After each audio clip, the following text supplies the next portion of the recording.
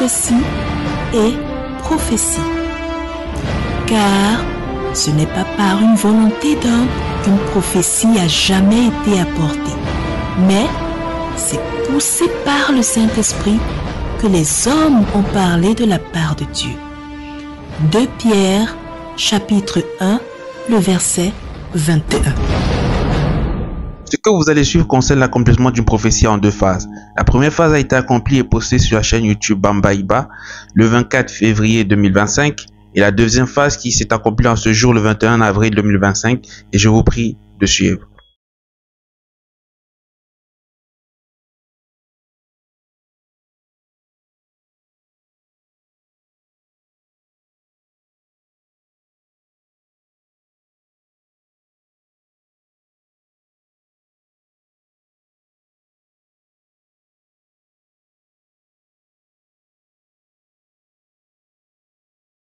Oui, c'est comme alors, j'ai un ami par exemple, voici le frère Yves.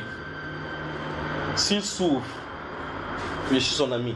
Je dois avoir pitié de lui, je dois avoir compassion de lui, même s'il ne sait pas Dieu. Même s'il refuse de comprendre ce que Dieu dit, je dois avoir compassion de lui. On dit celui qui souffre a droit à la compassion, de l'aide, de la bienveillance de son ami, même s'il abandonnerait la crainte de Tout-Puissant. Parce que la crainte de Dieu, c'est s'éloigner du mal, ou mieux s'éloigner du péché. Donc, même si la personne vit dans le péché. Je voulais expliquer ceci avant de dire ce qu'il veut dire maintenant concernant votre pays. Enfin, il y a autre chose là-bas, il y a la mer qui va se lever maintenant, ça va frapper. Mais ce n'est pas ce qui est important, je suis en train de parler de l'église catholique. Parce que j'ai regardé, j'ai vu beaucoup de bougies allumées autour d'un hôpital. Vous voyez cela, n'est-ce pas? Des bouquets de fleurs qu'on vient mettre là-bas. Et ceci, ça a une conséquence, ça fait de telle façon que toutes les basiliques catholiques dans le monde entier vont être concentrées dans cet événement. Donc il faut qu'on prie pour un pape avec grand P et un pape avec petit p. Vous voyez cela? Vous voyez pourquoi ils disent de ces versets-ci? Ces gens-ci sont dans le mal.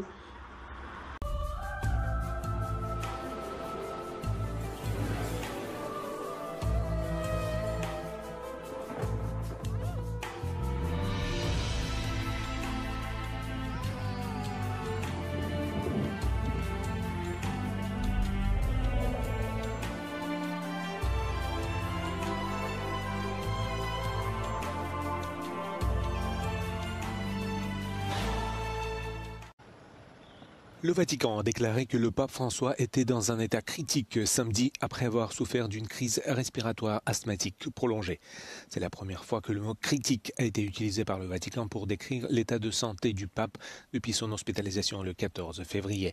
Le pape François a dû recevoir de fortes doses d'oxygène et des transfusions sanguines après que les analyses de sang ont révélé qu'il souffrait d'une anémie. Les médecins qui s'occupent du pape argentin ont prévenu que son état pourrait encore se détériorer, ajoutant qu'il pourrait potentiellement développer une septicémie, une grave infection du sang qui peut entraîner la défaillance d'un organe ou la mort.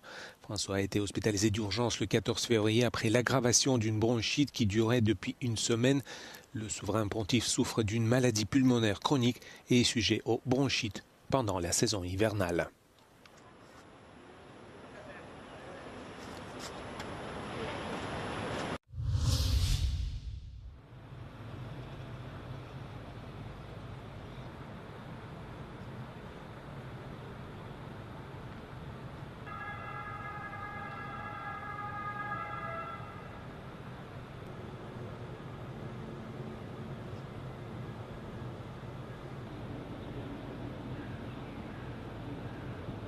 Vabbè, sono sicura che qui sta ricevendo tutte le cure necessarie e che stanno facendo il massimo per farlo rimettere in sesto e rimandarlo, diciamo, in Vaticano nella migliore condizione possibile. Speriamo che ce la faccia e gli mandiamo un pensiero noi che siamo qui tutti i giorni. Speriamo che si rimetta quanto prima. Ci auguriamo questo e una preghiera anche per lui.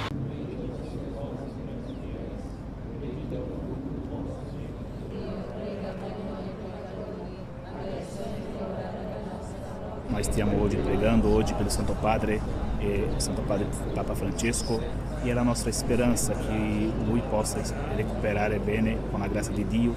Oggi siamo preti, suore e tutto il mondo sta oggi qua guardando il Santo Padre nella nostra preghiera.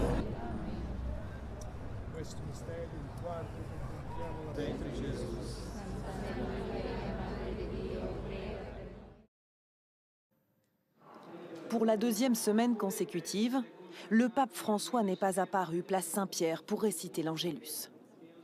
À l'heure de la messe ce dimanche, les fidèles venus nombreux s'inquiètent.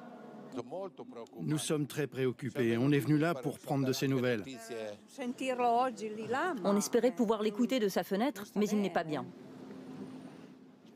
Espérons que Dieu lui vienne en aide. On prie pour lui. On prie comme le monde entier prie pour lui. Ce couple en visite à Rome pour la première fois espérait le voir aujourd'hui. Lui qui occupe pour eux une place si particulière. J'aime la façon dont il prêche. Je l'aime vraiment. Pour moi, c'est un des meilleurs papes qu'il y ait jamais eu. J'espère qu'il va se rétablir. Ce matin, dans la basilique Saint-Pierre, c'est l'archevêque Fisichella qui remplaçait le pape à la messe organisée dans le cadre du Jubilé des diacres. Bien qu'il soit dans un lit d'hôpital, nous le sentons proche de nous. Et cela nous oblige à rendre nos prières plus fortes et plus intenses pour que Dieu puisse l'assister dans ce moment d'épreuve et de maladie. Des prières que les fidèles portent chaque jour aussi à l'hôpital Gemelli de Rome, où François est soigné depuis 10 jours maintenant. Un hôtel a même été improvisé sous les fenêtres de ses appartements. J'ai eu la chance de le rencontrer, de le voir de près l'an dernier. Je suis un peu triste. Ce matin pour l'Angélus, le pape a tout de même tenu à délivrer un message par écrit dans lequel il indique qu'il poursuit son hospitalisation en suivant les traitements nécessaires. Suite à ce message, l'homme de Dieu, le frère Junior, a fait une publication sur la partie rubrique communautaire sur la chaîne YouTube Bambaiba. Il a écrit un communiqué, je cite: « Dans quelques jours, le fil est coupé, mais ils ne diront pas d'abord la vérité. Jusqu'à ceux qui font souvent le Congo-ça, entre parenthèses, journalistes, lâchent le secret dehors avant qu'ils ne viennent confirmer ensuite. Mais que se cache-t-il? Pourquoi voudront-ils occulter le départ de ce patriarche? Souvenez-vous de la prophétie, le pape, et de la plus récente. Il est temps de lire très bien Daniel chapitre 7, Apocalypse 13 et 17, ainsi que 2 Thessaloniciens 2 et 4. Mais notre espérance à nous est Jean chapitre 14, verset 1 à 2. Gloire au Seigneur Jésus. Je ferme la citation, la publication de notre frère, l'homme de Dieu, le frère Junior. Et gloire au Seigneur Jésus pour ce jour nouveau. En ce jour, le 21 avril 2025, la prophétie qui a été écrite dans la rubrique communautaire a été accomplie.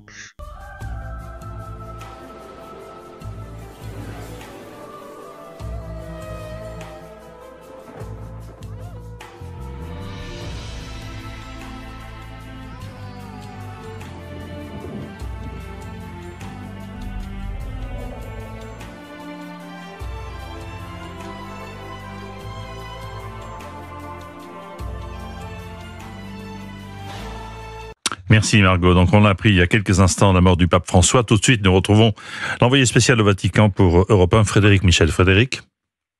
Oui, le cardinal Farrell a tristement annoncé le décès du pape François avec ces mots: chers frères et sœurs, c'est avec une profonde tristesse que je dois annoncer le décès de notre Saint-Père François. Ce matin, à 7h35, l'évêque de Rome, François, est revenu à la maison du Père. Toute sa vie a été consacrée au service du Seigneur et de son Église. Il nous a appris à vivre les valeurs de l'Évangile avec fidélité, courage et amour universel, en particulier en faveur des plus pauvres, et de continuer dans ce message de parler des personnes marginalisées avec une immense gratitude pour son exemple de véritable disciple du Seigneur, Jésus. Nous confions l'âme du pape François à l'amour infini et miséricordieux du Dieu. C'est le message de Monseigneur Farrell que le service de presse du Vatican nous a adressé il y a quelques minutes. Dans les rues de Rome, je me baladais il y a quelques instants, personne n'est au courant. La nouvelle va maintenant s'amplifier. Vous imaginez, hier, une foule immense sur la place Saint-Pierre a pu voir le pape qui était au balcon, qui a donné la bénédiction Urbi et Orbi, sa dernière bénédiction avant de s'offrir, entre guillemets, un bain de foule, mais à la lumière de ce qu'on nous annonce ce matin. C'est vrai que cette visite surprise dans la foule sur sa chaise roulante en papa mobile, prend une autre dimension. J'ai pu, moi, le voir, j'ai eu cette chance. Il est passé à quelques mètres de moi, où j'étais en train de réaliser un reportage avec des Français qui m'ont dit tout de suite, il se passe quelque chose, et qui ont vu le pape, et on s'est dirigé vers le pape. On l'a vu passer en papa mobile. Il était certes fatigué, mais souriant, et quelques minutes avant, il avait pris la parole pour cette bénédiction Urbi et Orbi avec une voix très faible. Merci Frédéric, bien entendu. Voilà donc pour ce titre que l'on va développer tout en longueur dans cette édition spéciale ce matin. Pardonnez-moi, sur France 24, le pape François est donc mort. C'est le Vatican, je vous le disais, qu'il a annoncé par une courte vidéo il y a à peine une poignée de minutes. Le pape François, qui était donc âgé de 88 ans, qui était très affaibli, je vous le disais également en titre, après une double pneumonie il avait été hospitalisé pendant près de 38 jours. On va tout de suite prendre la direction de Rome, où nous attend notre correspondante sur place, Natalia Mendoza. Bonjour Natalia. Natalia, cette information a été communiquée par le Vatican il y a tout juste une poignée de minutes. Est-ce qu'il y a une des premières réactions qui émanent de Rome, là où vous vous trouvez? C'est sans doute une journée absolument dramatique pour l'Église catholique. Au Vatican, également beaucoup de réactions. C'est la stupéfaction.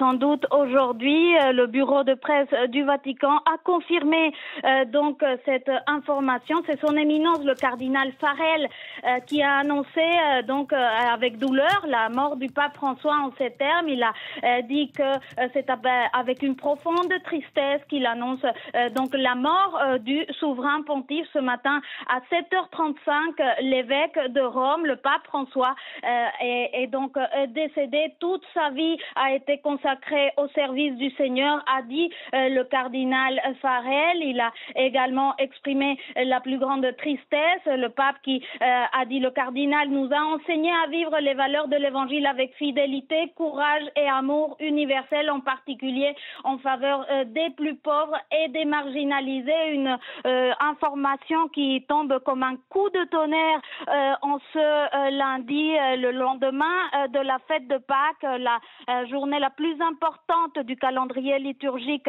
catholique, pendant laquelle on a vu le pape François qui s'est montré. Il est apparu à la fin de la messe de Pâques, juste avant la bénédiction Urbi et Orbi. Il a voulu se présenter aux fidèles. Il a prononcé quelques paroles d'une voix très affaiblie. On l'a entendu sur la place Saint-Pierre devant une foule de dizaines de milliers de fidèles catholiques qui étaient là, qui l'ont acclamé après la bénédiction Urbi et Orbi.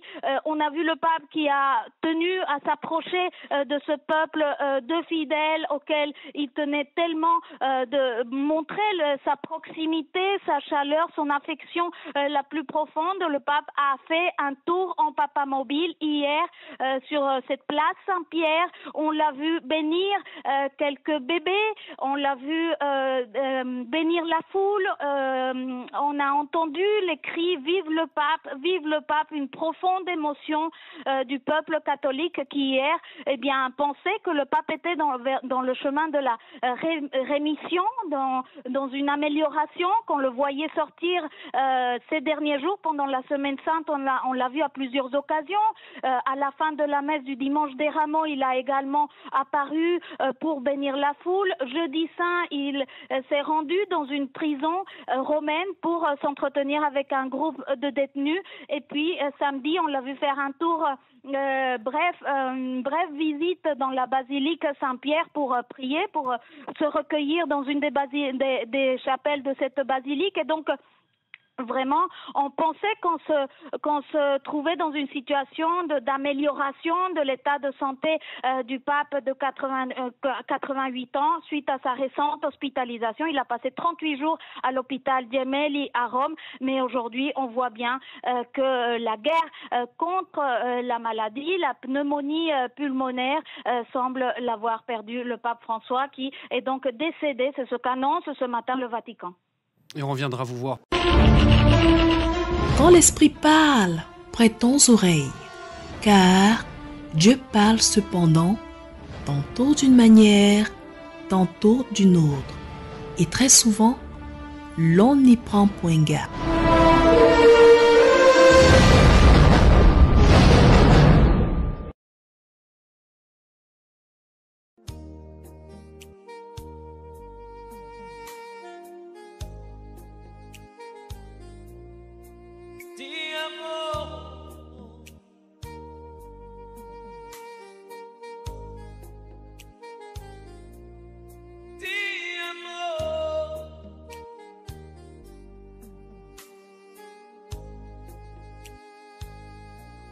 Ti amo.